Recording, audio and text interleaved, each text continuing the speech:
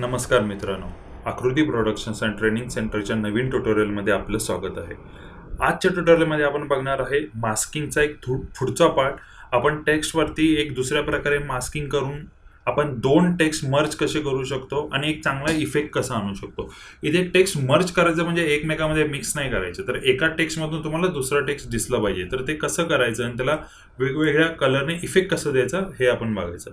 यासाठी मी इथे एक नॉर्मल माझा आकृती प्रोडक्शन्स नावाने एक टेक्स्ट करून घेतलंय. तुम्हाला जे पण टेक्स्ट पाहिजे तुम्ही करून घेऊ शकता. थोडीशी मी याची साईज वाढवतो जेणेकरून आपल्याला दिसताना ते चांगलं दिसेल.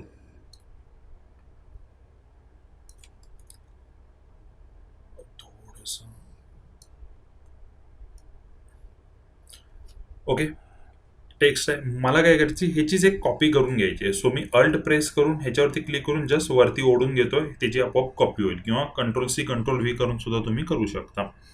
राईट. आता काय झालंय, एकसारखे दोन एकावरती एक दोन टेक्स्ट आहेत. मी वरच्या टेक्स्टवरती डबल क्लिक केलं, इकडे आलो आणि त्याच्या फिलमध्ये गेलो आणि त्याचे आपल्याला कलर चेंज करायचे. आपण घेऊया दुसरा कुठला तरी कलर. आपण घेऊया 4 कलर ग्रेडियंट. ओके, पहिला रेड मी तसाच घेतला, दुसऱ्यावरती क्लिक केलं आणि दुसरा आपण घेऊया येल्लो. थोडंसं येल्लो डार्क कलर घेऊ जेणेकरून आपल्याला इफेक्ट चांगला दिसेल.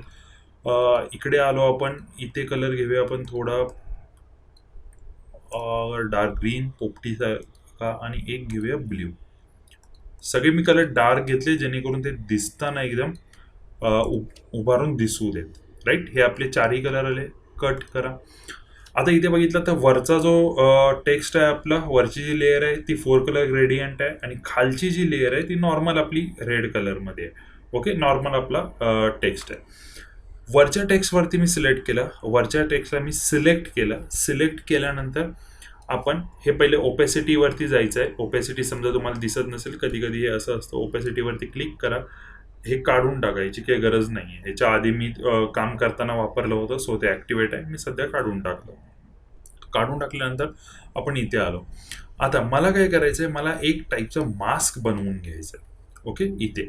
सो मी मास्क कसं बनवू शकतो, दोन टाईपने बनवू शकतो. एक तर जस्ट हे घ्या, बॉक्स घ्या आणि बॉक्सला कसंही तुम्ही ॲडजस्ट करू शकता. जसं मी बॉक्सला इथून थोडंसं ॲडजस्ट करतो.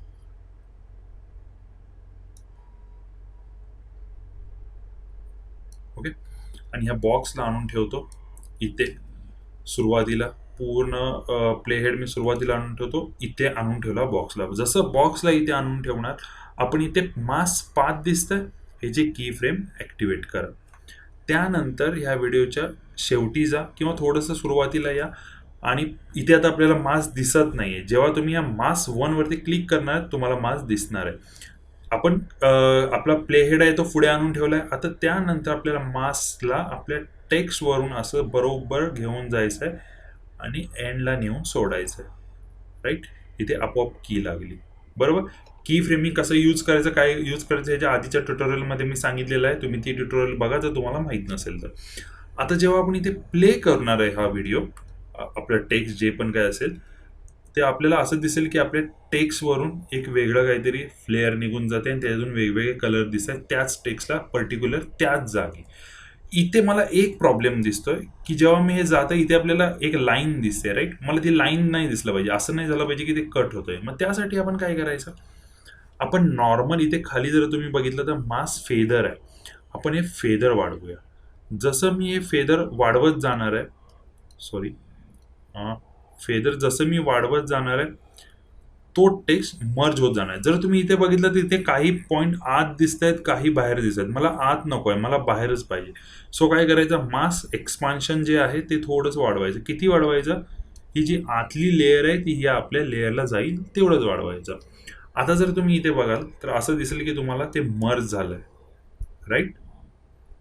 हे कम्प्लीट टेक्स्ट दुसऱ्या टेक्स्टमध्ये मर्ज झालंय. पर्टिक्युलर त्याच ठिकाणी तो आपल्याला पहिल्या जो ह्याच्यामध्ये कलर होते, आपण 4 कलर ग्रेडियंट वापरले होते, कम्प्लीट ते दिसतात. ह्याची स्पीड पण आपण कमी किंवा जास्त करू शकतो. कशी करायची याची स्पीड कमी किंवा जास्त, जेवढे की फ्रेम एकमेकाच्या जवळ असतील तेवढी त्याची स्पीड जास्ती असते. परफेक्ट. आणि जेवढे की फ्रेम लांब असतील तेवढी त्याची स्पीड कमी असते.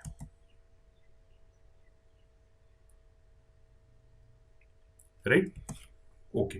तर ही व्हिडिओ तुम्हाला कशी वाटली, ही ट्युटोरियल तुम्हाला कशी वाटली आम्हाला कमेंट सेक्शनमध्ये सांगा. यामध्ये अजून आपण हळूहळू इम्प्रूव्हमेंट करत ॲडव्हान्समध्ये जाणार आहोत. हे सध्या बेसिक चालू आहे. ह्याच्यावरती ट्राय करा. आपले ट्युटोरियल सारखे येत आहेत. पुढे तुम्ही ट्युटोरियलवरती काम करू शकता. आपल्या व्हिडिओजना लाईक करा, तुमचे कॉमेंट करा, तुमच्या मित्रांच्याबरोबर शेअर करा आणि आमच्या यूट्यूब चॅनलला सबस्क्राईब करा. थँक्यू.